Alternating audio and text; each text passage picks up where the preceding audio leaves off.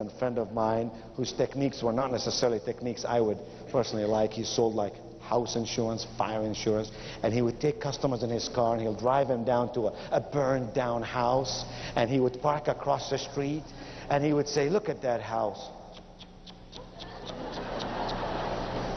Those people, poor people, did not have insurance on their house.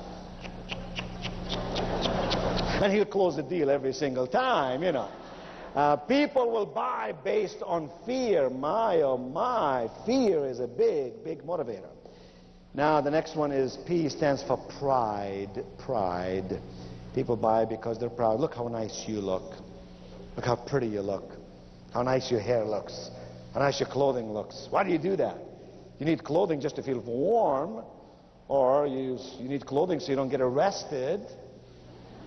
Why do you take all this time to look so nice? Because you're a proud person. That's why. I'll bet some of you, you know, if we looked underneath that clothing, you might have a ragged underwear on.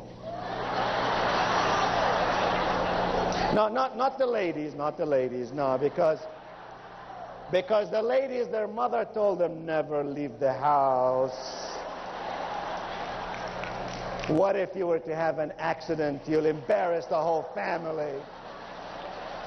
Am I right?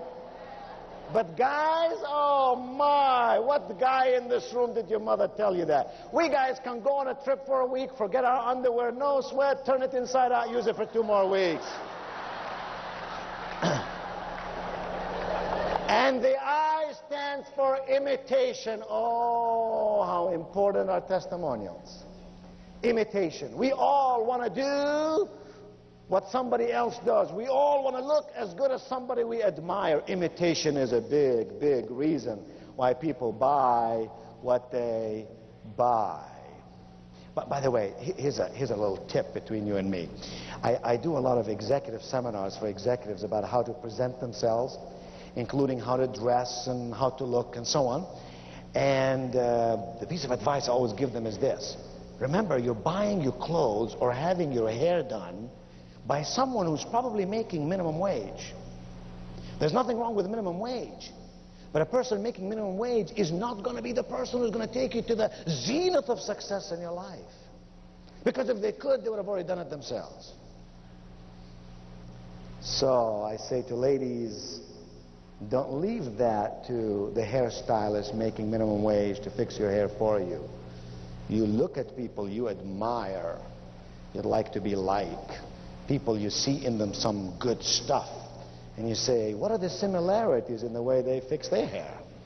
Take those pictures of the hairstyle and say, I want to look like that. Are you two okay? You seem to get excited about nothing. What is it that you had for lunch? You know, you guys need to take some. You're not on Prozac, right? No.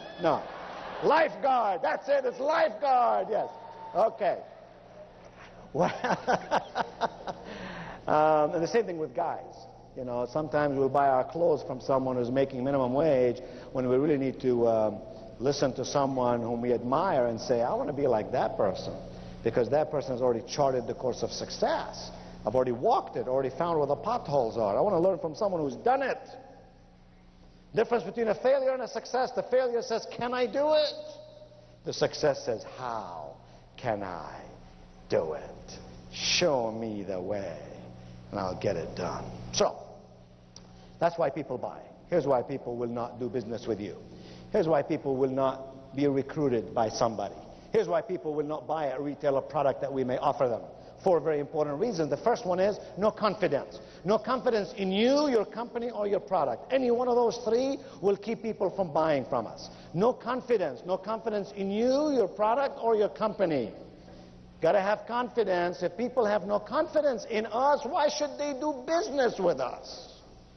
No confidence.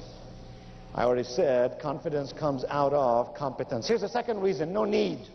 No need, no need, no need. Don't need it. I'm feeling good now. No need. Someone who says no need simply means you gotta persuade. You gotta show them how they can feel better, greater, live a more wonderful life. Third reason is no money. You've heard it a million times. Can't do it. because I don't have the money. Here's what I found about money, and some of you remember my telling you the story that when I was in college, as a junior in college, there were days I did not have enough money to buy food to eat.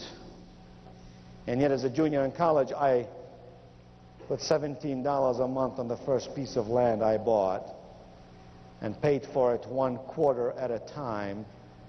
And when some writer, they did a story on me this month, actually, November issue of Entrepreneur magazine, and somebody says to me, how or what was the secret to your success? I'm always so amused by that question, because there is no secret to success. Not in the land of the free, in the home of the brave, not in North America. There are only systems for success. Starlight didn't succeed because of luck. In 4 or 5 years has become the leader in the industry because of its solid systems, both in product and process, because it attracts the finest of the finest, the best of the best. You sitting here today, that's why it succeeds. So there are no secrets. There are only systems, and they could be had by those who want them. No money, that means I haven't seen the value yet. That's why you and I can't be salespeople. You and I must be value interpreters. We must be value interpreters. When you and I are value interpreters, we create value in what we do, and people would want to get it. And the last reason, of course, is no hurry. No hurry. But let me suggest something to you. I've summarized all this in 2 lines at the bottom of page 1. That's all you really got to remember, these 2 lines. Now, don't get mad at me when I tell you this, but it's the truth. The truth is the only reason someone will not do business with you or business with me is for these 2 reasons, nothing else. This is a whole sales seminar summarized in 2 lines. Reason number 1, they didn't explain it right, or in this case, we didn't explain it right. You did not explain it right. Because had you explained it right, they would have wanted to do business with you. They would have been recruited by you. They would have joined your team. They would have bought the products at retail. You didn't explain it right. You didn't touch their hot button. You didn't find what turns them on, what tunes them in, or what tones them up. Here's the second reason. They didn't believe you. They didn't believe you. You explained it right, but they didn't believe you. You got to explain it right, and you got to make sure they believe you. I don't know that I have time to tell the story, but I can't resist. Would you like to hear this wonderful, terrific, incredible story? Okay. Well, you talked me into it, so I'll tell you the story. I want you to imagine this. Now, imagine on a Saturday some years ago, this was back in the early 80s. Sit back, relax. It'll take me 7 or 8 minutes to tell the story. It's a wonderful sales story. Don't worry about the workbook. Most of it you can read on your own. If you don't finish every page, we'll do it next time. Life is not a matter of quantity, it's quality that counts. So here's the deal. It was Saturday. I had blue jeans on, t-shirt. Hard to imagine me with t-shirt and blue jeans, isn't it? I drove my car over from High Point, where I live, to a neighboring city called Greensboro, North Carolina. Well, good. Then this story is going to mean something to you. I drove into a place called Pickard Imports, a car dealership that sells Mercedes and Volvos. I got out of my car, walked into the showroom. There were 7 salespeople there, all standing by the wall. Nobody bothered to talk to me except this one young salesperson. I could see all the other salespeople thinking to themselves, this young guy can't really figure out a good customer. He's obviously new. He's obviously inexperienced. And they were watching his activity. He came over to me and he said, hello, sir. How may I serve you today? I liked him already, because most people say, can I help you? No. Do I look like I need help? No, I don't need help, but serving, maybe I need something. I said, oh, well, I'm just looking around. He said, sir, let me just ask you a question. He said, "Sir, what model Mercedes do you own now?"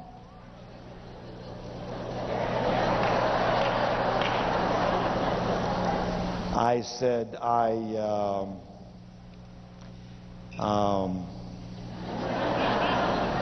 ain't got one. He said, "That's funny because you look like a man who would and should have one." I was falling in love with the guy right there and there. He took 27 minutes to show me every model on the floor, let me kick all the tires I wanted to kick, showed me a 7-minute video, told me why a Mercedes is a car of style. It's not ostentatious like maybe a Rolls Royce might be in the city in which I live, how Mercedes would last forever, how Mercedes would be a great write-off. In 83, 84, we could ride over 7 years and then get another one. And at the end I said, "I thank you very much," and I began to leave. He looked at me with pad in one hand and pen in the other and said, "Sir, may I have your name, please?" Wow.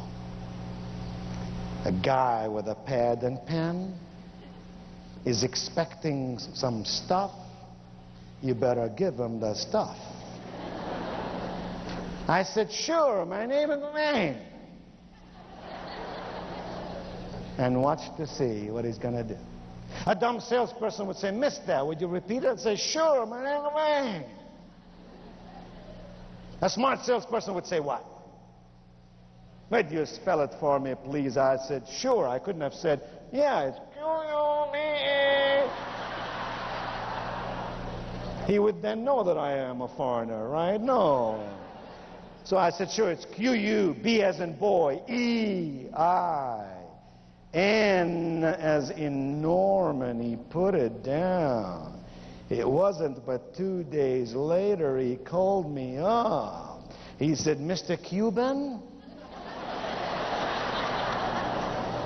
gotta tell you, Mr. Cuban, we just got the car you're looking for." Now go back to 83. That was a 450 SEL. He said, metallic blue on the outside, navy blue on the inside. It is a beauty. And he said, "Mr. Cobain, or Mr. Cuban, I'm dying to show it to you." I said, "Dear friend, I'm a very busy man. I travel some 150 days a year around the world. I have no time to really come over and look at a car." He said, "Mr. Cuban, just maybe I can bring the car over to you." I said, 3:30 today, I'll be glad to see you, but remember 3:25, you're going to be 5 minutes too early, and 3:35, you're going to be 5 minutes too late. He said 3:30 it will be, and by golly, 3:30 it was. And it was obvious to me that his manager did not trust him because he came right along with him. Showed me the car, let me drive it around the block. I fell in love with this machine, and I wasn't even going through midlife crisis. I took him to my office and I wrote him a check. In 83, that was $42,000. Same car today, $120,000. He picked up the money, he walked out of my office, he went into the lobby of my office. There were 4 secretaries there, strategically located, one in every corner. In a voice everyone could hear, he looked to me, he said, "Mr. Cobain, I admire you." I waved to all my secretaries to stop working, start taking some notes.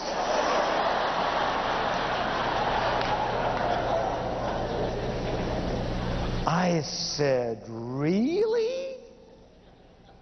Why?" "I got time."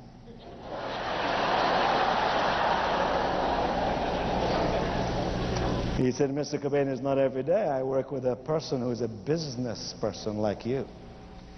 I know what you did today. You did not spend your money. You invested your money in something very worthwhile. I know what you're going to do. You're going to drive that car around. You're going to feel safe. That's number one. You're going to feel good. That's number two. You're going to live in style. That's number three. Oh, Mr. Cobain, I know. You're going to put this car on business. You will depreciate this car over 7 years. Oh, he said, what America needs are more refugees like you.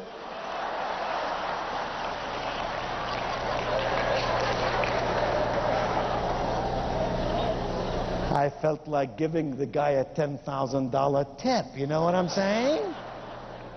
I said, oh, well, thank you very much. You honor me with your comments. I really appreciate it. He took 2 steps forward. He stopped. He looked back at me. Now everybody is sitting there taking notes. He said, Mr. Cobain. He said, Mr. Cobain, you know, when I work with a guy as smart as you, the least I can do is to be totally honest with you. I said, hey, I'm into honesty. Honesty, integrity, ethics. You're talking my language. What do you got on your mind? He said, Mr. Cobain, I feel badly about this because I really didn't tell you the whole story. I said, the whole story is beginning to sound like Paul Harvey. I said, what are you trying to tell me? He said, well, you see, he said, Mr. Cobain, I don't know how to tell you this, but this car comes in a set.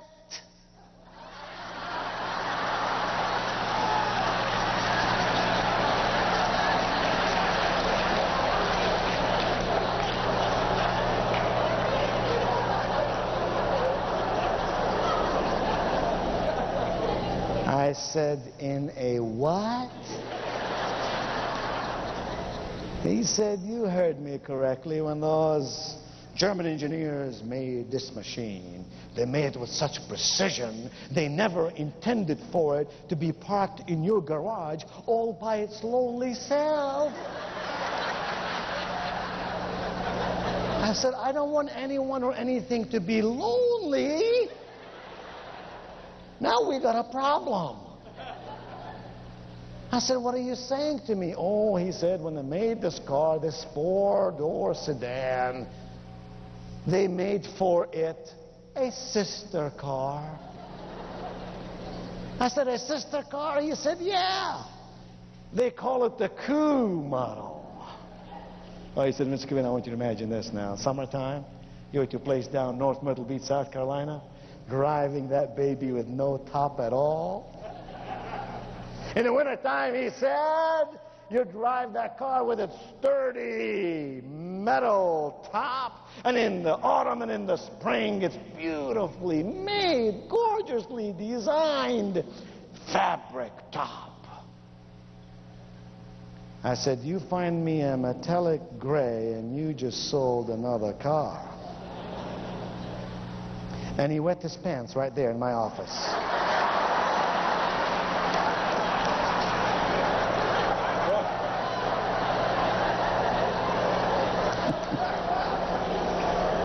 We built a little glass house over